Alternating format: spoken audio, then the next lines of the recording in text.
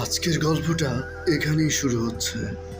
রাখাল দাদা, আমি আমি গ্রামের সেরা খেলোয়াড় দাদা। আমি হলাম নাম্বার 1 ফুটবলার। ও শিয়াল দাদা, তুমি ভালো গেল সেটা আমি বুঝলাম। তো প্রতিপক্ষকে কিভাবে কুড়িয়ে দিয়ে ক্ষমতা তুমি প্রতি ম্যাচে তুমি কয় গোল করো?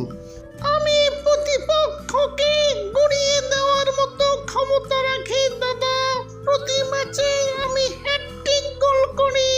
শিয়াল দাদা, তোমার কথা শুনে মুই অনেক খুশি হলাম, কিন্তু দাদা তোমার খেলা তো একদিনও মুই দেখতে পারলাম না। তোমাকে নেক্সট খেলা কবে আছে? ই কি শিয়াল দাদা মোর কিছু না বইলেই চলে গেল। মুই দেখি শিয়ালের কি করে যায়, বল নিয়ে তো ফুটেনি, ইতি আমার টিয়া পাখিটা আসছে।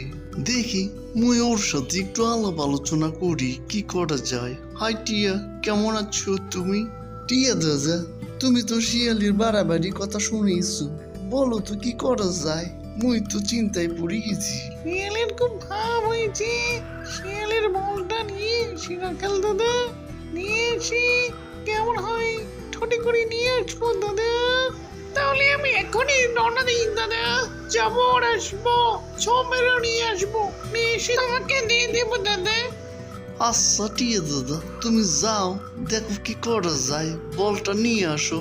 বলটা অবশ্যই সাথে করে নিয়ে আসবে টিয়া দাদা।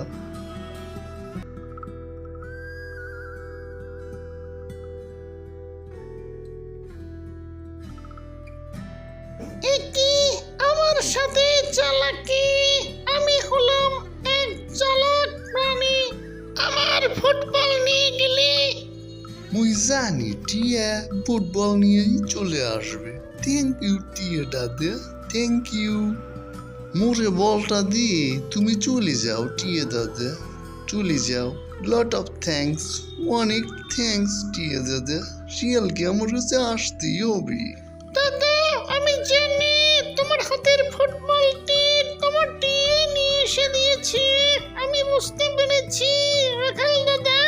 ও শিয়াল দাদা, তুমি তো এই এলাকার সেরা প্লেয়ার, বলটা একটু সামলিয়ে রাখো কেমন দাদা?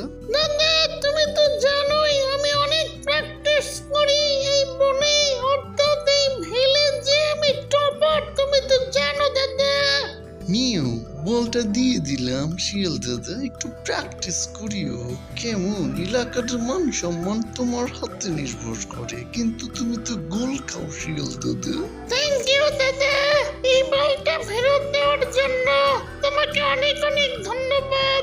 আবার দেখা হবে দাদা, ভালো থাকবেন। দেখার জন্য সবাইকে ধন্যবাদ।